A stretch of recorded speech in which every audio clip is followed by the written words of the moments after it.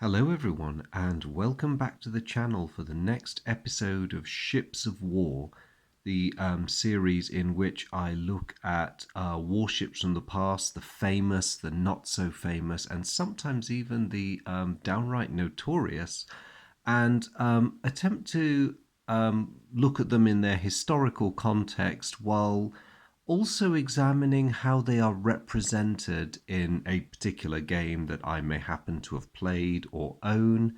And really, the purpose of this exercise is to sort of situate them in their historical context and try to explain why they were important, what their strengths and their weaknesses were, especially if that's relative to each other. I usually try to pick either historical combatants or vessels that could have fought each other within the context of a war.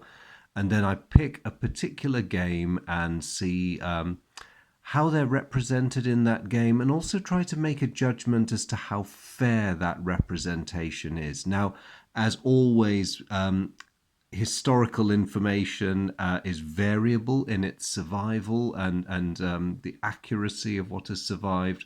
And even when it comes to technical records, a lot of this can be terribly subjective. So, having set myself on a bit of an adrenaline rush doing Iowa and Yamato previously, in this episode I'm going to look at the British cruiser HMS Exeter and the German pocket battleship Admiral Graf Spee, and look at how they are both represented in Advanced Salvo by Gary Graber and Minden Games, which I reviewed very, very recently on the channel.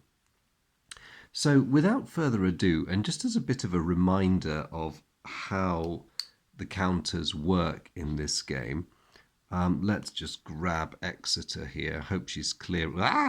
Let's grab her and drop her. So, of course, you've got your designation there, follows the US Navy system, so CA is cruiser. And in this case, PB for the Graf Spee is pocket battleship. That is the caliber of the primary battery, which in Exeter's case is 8-inch guns. The numbers here, here, and here are the gunnery factors, so that is bow, broadside, and stern. The number there is the ships to the left along the bottom row is the flotation rating, turret rating,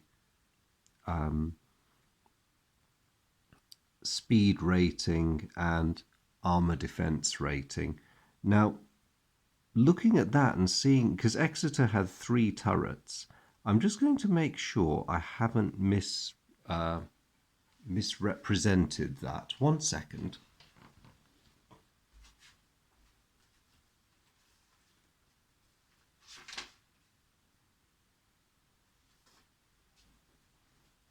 No, I was absolutely right. 3 is her flotation rating. So, sorry, I just had a bit of a moment because usually, see, I'm questioning Gary's system already. Interesting that she's got a flotation rating of 3 and a endurance rating of 4 for her primary battery, because very often that's tied into the number of mountings. But in this case, she's been given a good rating for it. I was right with speed and armor protection. So, as you can see, the 2 ships do not compare favorably. Of course, the reason for this is the Graf Spee was so much more heavily armed than HMS Exeter. And interestingly enough, despite their slight disparity in size, the German ship only has a slightly better flotation rating. I will go into the reasons for that in a bit. And of course, the Exeter, as you can see, has a significant advantage in speed, but is somewhat weaker in armor. So why is this? I mean, most people who know about these ships will know that they were certainly not created equal. So let's look at the reasons for that first. And so I will dive into the history and explain where these 2 vessels came from as design concepts. So In effect, the Admiral Graf Spee and the Exeter represent, I suppose it's fair to say that they were opposite sides of the same coin. Exeter was the product of the ongoing British need to protect their imperial communications, and by that I mean their trade routes, the far-flung tendrils of merchant shipping that reached across the globe, and basically what kept the British Empire running. And throughout the interwar period, the emphasis for the protection of trade was on long-range cruisers. Now, Graf Spee is born of a very different concept. Her job is primarily to be a raider. The design of the Graf Spee and her two sisters were based upon a Treaty of Versailles clause that permitted the Germans a bit of wiggle room to build ships with 11-inch guns, which is an impressive battery. But the people who drafted the treaties were limited by their understanding of the technology at the time, and it was rather sensibly assumed that the Germans would utilize that tonnage for coast defense battleships. Of course, as the 1920s turned into the 1930s and improvements in vessel construction technology, I mean welding in particularly, and improvements in power plant came along, and ships could become faster even though they were large, meant that you had a situation where German designers could craft this unique type of vessel which came to be popularly known as the pocket battleship. So at their heart, both ships are effectively cruisers, but they follow very different design philosophies. Now, in terms of the specifics, Exeter was the tail end of development of the British, I'll call them the county type heavy cruisers. They were actually made up of lots of different subclasses, but effectively the Navy called them the counties. And their defining characteristics was that they were the 10,000 ton, 8-inch gunned cruisers designed by the Royal Navy. Now, virtually all of these had armament of 8-inch guns as their primary battery, and they were capable of a pretty respectable speed of on or about 30 knots. They weren't terribly well armored, but their role was really never seen as one of, battle line type fighting. They were heavy warships, but at the end of the day, they were cruisers. So their job was to patrol the sea lanes, protect trade, fight what you can fight, and run away from and report what you can't fight. Now, in October 1929, the Wall Street crash affected economies all over the planet. And it's no accident that when Exeter and her immediate predecessor, HMS York, are first conceived, they represent significant cuts. So if it helps to think of it, Exeter and York are offshoots, developments, if you will, of the county type heavy cruiser, but they are reduced elements. The Royal Navy is trying to retain as much as it can of the capabilities of the counties, but it's trying to do so on the cheap, cutting them where it can. Now, the Germans, by the time they come to evolve the design of the what they euphemistically call the panzer ship or armored ship, which sounds a bit, fairly innocent. You could call a cruiser an armored ship. They've got a bit more money to spend per hull, which represents a significant advantage. Now, initially, they had wanted to build up to 8 of these, if possible. But in the end, treaty, budget, and just generally being sensible, I think, led them to complete 3.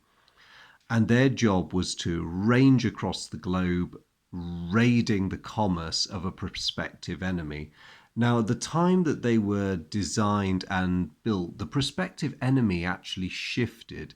A lot of Germany's naval thinking was aimed in the direction of France and Italy, and then latterly more against France. But of course, by the time the pocket battleships are commissioned, Britain is the primary naval enemy that they will be operating against. So at the end of the day, Exeter and cruisers like her are designed to protect trade, and the pocket battleships on the German side are designed to disrupt and destroy trade. Like I said earlier, different opposite sides of the same coin. So, in terms of the details, how do they measure up against each other? Well, let's have a look at Exeter first. She is completed and enters service in 1931. She is a fairly respectably sized cruiser. She's 575 foot long overall, 58 foot in the beam. I'll just grab a picture of her because she is a very, very handsome ship to look at. As you can see, she's quite, as I say, 58 foot. That's quite a slim beam, but it's not a problem when you're a cruiser. You want that kind of length to beam ratio to guarantee your speed. And she certainly has speed in abundance. So, interestingly enough, both Exeter and Graf Spee are rated for pretty high speeds, which they do attain, but as with many ships, they have their maximum capable speed and they have their operational speed, which is somewhat below that. So, throughout her life, Exeter proved capable of jogging along quite happily at about 30 knots. She was rated for somewhere between 32 and 33, but you could always count on her achieving 30. And she was driven by, Parsons turbines with a four-shaft arrangement, so four propellers. That's a good amount of sprinting you could do. The Graf Spee, by contrast, enters service about 5 years later in 1936. Now, she's a significantly larger ship, as I said earlier. So, Exeter is fully loaded and also as modified in the latter half of her wartime career, topped out at about 11,000 tons. That was her final weight when she was lost in the spring of 1942. Graf Spee, as completed, was well over 16,000 tons, so maybe 16,200 give or take, as fully loaded. So that's a significant increase. And in comparison to Exeter's dimensions, she was in the order of somewhat over 610 feet long by 70 feet in the beam. In terms of speed, she is or was capable reliably of 25 knots. She had a different power plant to Exeter, quite different, in fact. Three shafts, MAN diesels. And in theory, she was rated for somewhere between 28 and 29 knots. But most of the time, 25, 26-ish was her reliable speed. So how does that match up in the game? You can roughly, as many games do, I've given you a bit of a profile view of Exeter, so I'm just going to bring in Graf Spee so you can look at her. See, again, another ship with an extremely handsome profile and very imposing. One interesting thing about the German pocket battleships is that because they're effectively large cruisers, but sporting capital ship-sized turrets, this weird discrepancy in you'd expect a cruiser to have proportionately sized turrets. It emphasizes visually the menace of these ships. That is a very big turret for a vessel of that displacement. So looking at the counters, you can often tie the tonnage into a baseline for estimating a ship's flotation capability. And so it makes sense that you'd expect a ship with a greater tonnage to perhaps have a greater flotation. So the question, really, it's borne out by this. The system gives Graf Spee 4 and Exeter 3, but it's also a matter of internal subdivision. And I think the German ship was better service in this regard. Her designers gave her more watertight compartments, better resistance against flooding. She had a torpedo bulkhead, which the Exeter did not. So that's another factor that's clearly been considered. It was, of course, a feature of German ships in both world wars that a huge emphasis was placed on their survivability.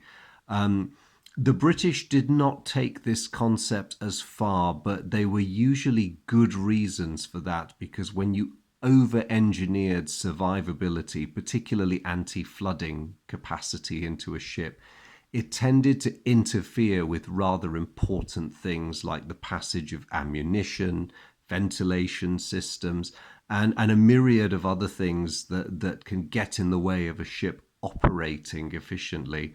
So really what it reflects is a different design philosophy. But I think rating the Graf Spee a 4 and the Exeter a 3 in the survivability department is a fair one. I think they've done them justice in this game.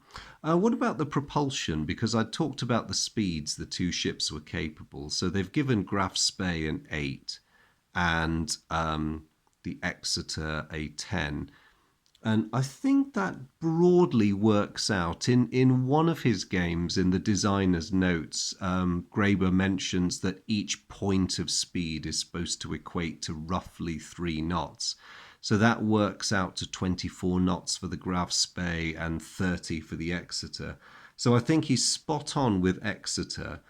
He's maybe sold the Graf Spee a little bit short, but then I suppose a difference of a knot. I mean, I'd said about 25, 26 knots was something Graf Spee could reliably do, and here he's pegged her at 24. So I suppose in a game that's not being overly complex like this one, it's an understandable design decision to fit her into a system. So I don't know. With you wouldn't want to push a game like this down into fractions and that sort of thing. So I'll go with it. I think it's a reasonably fair approximation.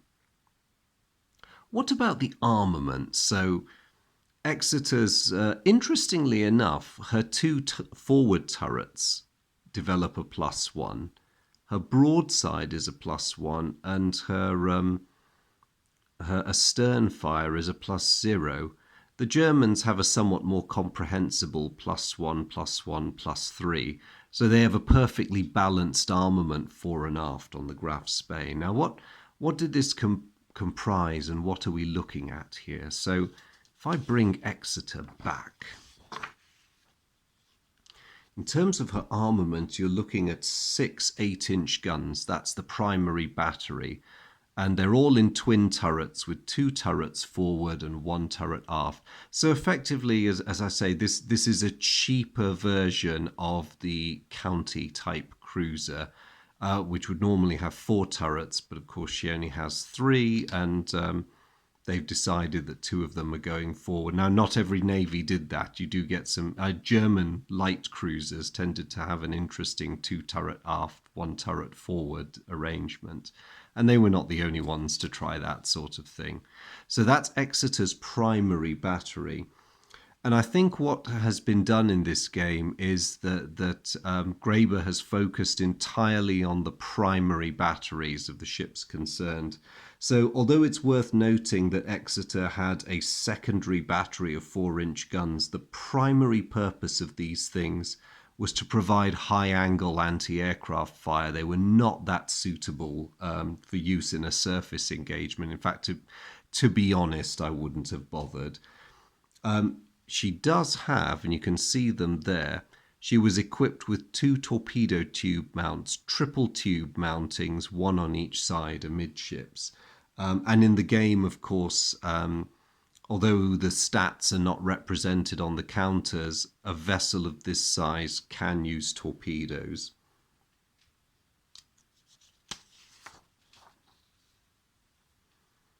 What I do wonder about is why you develop equal power on the bow and the broadside, because that doesn't make quite so much sense to me. And also why the stern turret is on its own develops such a weak fire. The only thing I can think of is that Graeber might have been factoring in the difficulties of fire control. So,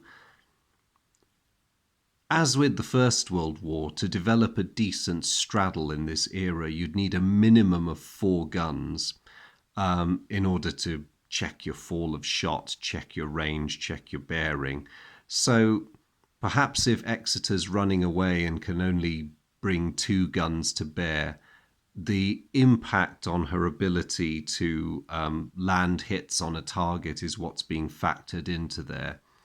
And what I think might be going on here is a sort of flattening of a curve, because not only has something had to be worked out to create a realistic model of the ship for combat purposes, but it's also had to be fitted into the larger game system. So interestingly, you see 4 8-inch guns is given an equivalent rating to 3 11-inch guns. I'm sure there's a lot of maths involved here. I think it's a bit strange, but I have played the River Plate scenario in Salvo quite a few times, and it seems to work. So while I do find that a bit odd, I don't really feel I can suggest an alternative. And for all I know, in the process of designing the game, the same circles were gone through again and again and again. So I'll leave that. I mean, Graf Spee is much more straightforward, and her stats do make sense, because just to bring her back into the picture, as I pointed out earlier, there's her 2 11-inch turrets. She did have a secondary battery of 5.9-inch guns. You can see 4 of the 8 of them clustered around here amidships. They were all single mounts, and their purpose was purely surface engagement. She also had 6 4.1 inches, but like Exeter's 4-inch, they were dedicated anti-aircraft guns. They wouldn't have been much use in a surface engagement. Like the Exeter, the Graf Spee also had torpedo tubes. You can see one of them there on the aft end of her upper deck. So these were quadruple torpedo tubes, so she had a heavier torpedo battery than Exeter did. So in most respects, a somewhat better armament layout, but then she's got the greater size to be able to do that. So we've looked at armament, we've looked at survivability. Again, while we're on the subject, turret survivability, I'm not quite sure what to make of that, because the armor and protection around the 2 ships' turrets was quite different. So for some reason, Exeter has a turret survivability rating of 4. She's got her 3 turrets, and each of them were protected by 1 inches. 1 inch. Yes, you got that 1 inch thick armor, which was pretty much what the county type heavy cruisers had on their turrets, and it was the same was true of their magazine trunking. It was really, really thin stuff. Looking at a ship with a handsome profile like this, and a significant looking armament, if you're just glancing at her, you'd expect her to be a fairly tough ship, and she is in many respects, but there's only an inch of armor over those things. Graf Spee, by contrast, is much better protected in the armament department. So she has turret armor, which is 5 and a bit inches at its thickest, tapering down to 3 and a bit. That's a significant amount of protection, and it's way better than Exeter's. So I can comprehend that a ship like the Graf Spee would be rated a 4, because effectively you're adding up the defensive potential of the 2 heavy turrets. I think that's what the game system's doing. I don't know whether there was just a bit of generosity being extended to Exeter. See, if it was me, I would have made that a 3 rather than a 4. I think Graeber's been a bit kind to her there. But could he be tying it into another aspect of her survivability? I touched on armor by talking about the turret and magazine armor, so I might as well finish that particular conversation. So,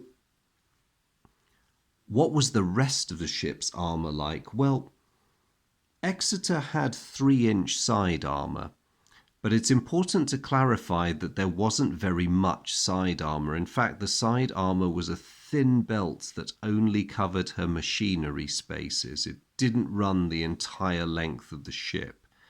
And 3 inches was fairly respectable for a ship of this size, but again, the coverage was fairly minimal. And as you can see from these huge runs of scuttles or portholes, if you prefer to call them that, everywhere you get these, that denotes an unarmored side to the ship. So this is paper thin in terms of heavy naval combat involving big guns. There's not very much to her at all. And her deck armor wasn't that great. It was somewhat over an inch. She did have, and this was inherited from the designs of the County class, dedicated protection around her magazine spaces, 4-inch boxes particularly, that would taper down to 1 inch in places, but it was better than nothing, and it was actually quite a good magazine protection design. It did not often let these ships down. Comparing that to Graf's Spee, now you can just about make out in this photograph that there's a bit of a bulge along her hull, and that is her armor belt. She's riding quite low in the water here, I think, because she's fully laden. You can't see very much boot topping, only significantly at the bow, and it's pretty much submerged there. But her side armor was very, very respectable for a vessel her size. So her belt is 3 inches at its thickest, interestingly exactly like Exeter's. And in fact, actually, it tapers down to 2¼ when you get to the ends. But, and this is the significant but, it covers a much greater proportion of the ship's hull than Exeter's armour. So again, rows of scuttles or portholes are a bit of a giveaway as to the bits of the hull that are not armoured. But already you can see, whereas Exeter's armour, the equivalent, only covered that bit, with Graf Spee you have it running, covering the magazine spaces for the main battery, as you'd expect, and most of the ship's vitals. Her decks were actually quite comparable to Exeter's, 1½ inches at best, so slightly thicker. And the torpedo bulkhead that I mentioned earlier varied from about 1¾ inch to 1½. So this actually highlights a very important point about these ships. They look very imposing. They carry the kind of guns you would expect to find on a battleship. But at the end of the day, they are just very, very large cruisers with the capacity to punch above their weight. And that's it. So their great asset is their high speed and their heavy punch. And the Germans were pretty much aware of this. With Graf Spee and her two sisters, their function was to commerce raid. If they met a warship that was faster than them, like the Exeter, odds are that they would be able to overpower it in a fight. If they met a vessel more powerful than them, they had the capacity to run away from it. The only exceptions in the Royal Navy that were both more powerful and faster than these ships were the battle cruisers Hood, Renown, and Repulse. And of course, they couldn't be everywhere at once. I mean, luckily, 3 of these cruisers to 3 of them, but, they were high value capital ships. So you couldn't always guarantee that they'd be spared to hunt these guys down unless it was a sure thing.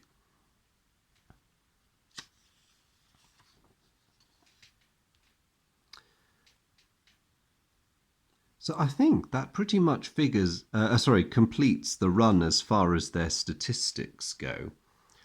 We've looked at armor, we've looked at survivability, we've looked at weapon ratings, done relative speed. My talk on armor. So, do I think it's fair that Graf Spee's armor modifier is a 2, whereas Exeter's is a 1? This is a bit tricky, and you see, this illustrates nicely the pitfalls of looking purely at armor thickness and not distribution. If you looked at thicknesses, I'd be tempted to give Exeter a 1.5, or maybe downgrade Graf Spee to a 1.5, but it's the distribution that does it. Graf Spee's armor and protection scheme at the end of the day was more comprehensive than Exeter's by a significant margin, simply because a greater proportion of the ship was protected by heavy armor rather than regular plating. So I think that in the context of this game, and again allowing for the simplicity and elegance of the design, and needing these things to work against an overall structure, Graf Spee having a 2 and Exeter a 1, I think, is a fair verdict. So that brings me really to the $64,000 question, I suppose, which is how would these two ships have compared had they met in combat? Well, thankfully for me, these two did meet in combat, and the results were quite one-sided in many respects. So on 13th of December 1939, a British task force comprising Exeter and the two lighter cruisers, Ajax and Achilles, intercepted Graf Spee. And in the subsequent exchange of fire, both sides got it pretty badly. If you look at the overall human cost, both killed and wounded, you are looking at almost on or about 100 men a side. Although in the case of the British, it's spread over 3 ships, whereas in the Germans' case, it's localized on the one. Exeter suffered very, very badly in this battle. So she suffered 7, it's believed, direct hits from 11-inch shells, not to mention a lot of damage from near misses, which caused buckling in the hull, and splinter damage to the upper works. And by the end of the battle, she was basically a flaming wreck. All of her 8-inch turrets were knocked out, and most of her secondary weapons and the torpedoes, whose crews were incredibly vulnerable, they weren't behind any kind of shielding or protective plating, were taken offline or simply could not be manned because of damage elsewhere. So Exeter had completely lost the ability to fight. However, she could still maneuver. Her hull was in pretty good shape, and so were her engines. Now, Graf Spee, by comparison, was not hit very much, but Exeter did have the satisfaction of landing one very, very crucial hit, because this hit destroyed part of her fuel processing system. It hit the ship amidships, penetrated her deck armor, and caused comparatively few casualties, that particular one, but it caused damage that Graf Spee's crew were not able to fix, not under fire at any rate. And being in the South Atlantic, they had nowhere friendly that they could go to make repairs. So Captain Langsdorff makes the decision that he's going to run for Montevideo Harbour. A neutral is his best bet. And I'm not going to linger too much on what happened subsequently, because it's very well documented and it moves us away from the comparison of the two ships. But of course, Langsdorff gets his ship into Montevideo, where he's almost immediately blockaded. And through a very clever bit of intelligence disinformation, the British successfully persuade him that there's an immense force waiting outside for him, and he takes the fateful decision to scuttle the ship. So the British win a significant strategic victory. But tactically, I'm going to say that although Exeter landed a very impressive blow on the Graf Spee, the day very much vindicated the German design, in that individually she was the superior of any of the three British ships facing her on the 13th of December, and had it just been a one-on-one, would have probably defeated them unless something very weird had happened. The presence of three cruisers gave the British enough balance to force a decent engagement out of it.